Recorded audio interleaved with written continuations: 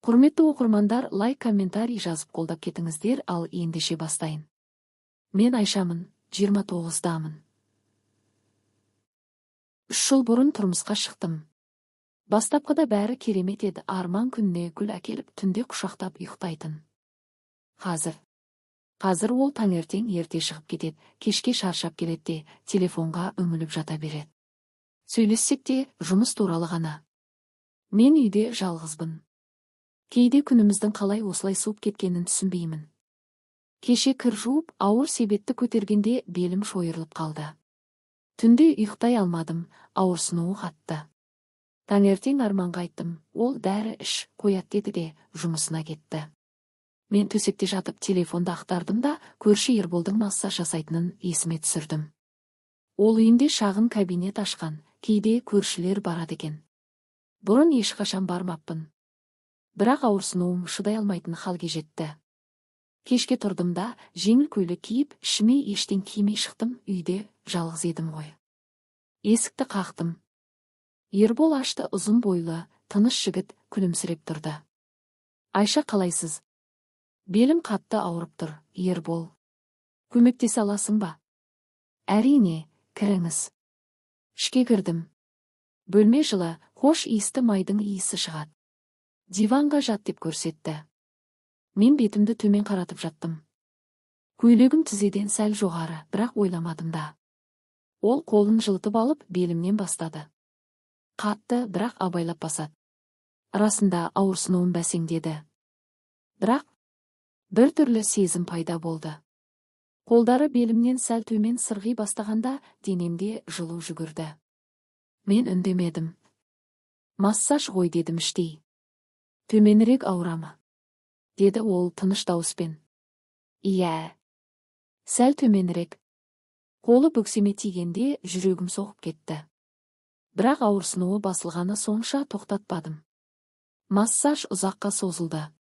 Ол май құйып аяғымнан жоғары қарай уқалай бастады. Санымның ішкі жағына тигенде денем дірілдеді. Мен көзімді жұмып алдым. Не болып жатқанын түсінгім келмеді. Арманды ойладым, ол маған қашан қол тигізді екен. Есімде жоқ. Аударылыңыз, алдынан да қарайын, деді Ербол. Мен аударылдым. Көйлегім жоғары шығып кеткен, бірақ түзетпедім. Ол ішімнен, қабырғамнан бастап уқалады. Қолы кеудемнің астына жақындағанда демім тарыла бастады. Мен үндемедім. Ол да ештеңе демеді. Бір кезде қолдары тоқтады. Мен көзімді аштым, ол маған қарап тұр. Көзінде бір нәрсе бар еді, сағыныш па, әлде басқа ма? Мен де қарадым. Ұзақ қарадық. Айша, деді ол сыбырлап. Мен жауап бермедім. Бірақ қолым өздігінен оның қолына тиіп кетті. Ол қолымды ұстады. Жылы еді. Содан кейін ол маңдайымнан сүйді. Жай ғана, нәзік. Мен қозғалмадым.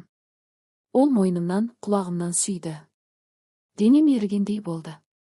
Мен өзімді тоқтата алмадым, қолымды мойнына салдым. Ол мені құшақтап көйлегімді түсіре бастады. Мен қарсылық көрсетпедім. Керісінше көмектескендей болдым. Мен бірінші рет осындай сезімді бастан кештім. Әйел үшін бұл жеткіліксіз, оны оята білуі керек. Арман ешқашан осылай еркелетпейтін, өз ісін тез бітіріп, ұйықтап қалатын. Біз сол күні ұзақ болдық. Мен бірнеше рет шарықтадым. Содан кейін құшақтасып жаттық. Ешкім сөйлеген жоқ. Мен көзімді жұмып, не істегенімді ойладым. Өкініш пе? Жоқ. Сағыныш басым еді. Үйге қайтып келдім. Арман әлі ұйықтап жатыр екен. Мен душқа түстім, ұзақ тұрдым. Денемде Ерболдың иісі қалған сияқты. Түнде ұйықтай алмадым. Телефонға хабарлама жаздым да өшірдім. Жазалмадым. Ертеңіне Арман тағы ерте шығып кетті. Мен тағы белімнің ауырып тұрғанын сездім, бірақ бұл жолы ауырсыну басқа еді. Келесі күні кешке қарай белімнің ауырғаны қайта басталды, немесе мен өзімді солай сендірдім. Арман тағы да кеш болады деп хабарлама жазып, жұмыста қалып қойды. Мен үйде жалғыз отырып телефонды қолға алдым да Ерболға жаздым. Белім тағы мазамды алып тұр. Боссың ба? Жауап бірден келді. Күтемін. Мен душқа түстім, денемді мұқият жудым, хош иісті крем жақтым. Бұл жолы сылтау іздемедім, жүрегім соғып, аяғым дірілдеп бара жаттым.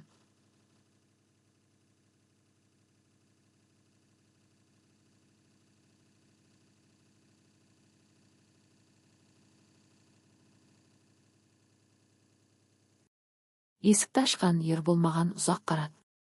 Сөзсіз құшағына алды да есікті жапты. Келесі күні кешке қарай белімнің ауырғаны қайта басталды, немесе мен өзімді солай сендірдім. Арман тағы да кеш болады деп хабарлама жазып, жұмыста қалып қойды. Мен үйде жалғыз отырып телефонды қолға алдым да Ерболға жаздым. Белім тағы мазамды алып тұр. Боссың ба? Жыстық толқын денемді толтырды, сол күні тағы да. Ұзақ жаттық. Ол маңдайымнан сүйіп, сен меніксің бе енді? Деді. Мен жауап бермедім. Іштей білдім, иә, бірақ арманды, өмірімді, бәрін ойладым. Бұл бақыт па, әлде күнә ме? Үйге қайтып келгенде түн ортасы еді. Душқа түстім, денемде оның иісі, ізі қалған. Төсекке жатып қолымды ішіме апардым, әлі ыстық, әлі толы. Ертең не болады білмеймін, бір сәттік әлсіздік жақсылық әкелмесі анық, бірақ мен соны біле тұра нәпсімнің жетегінде кетіп барамын.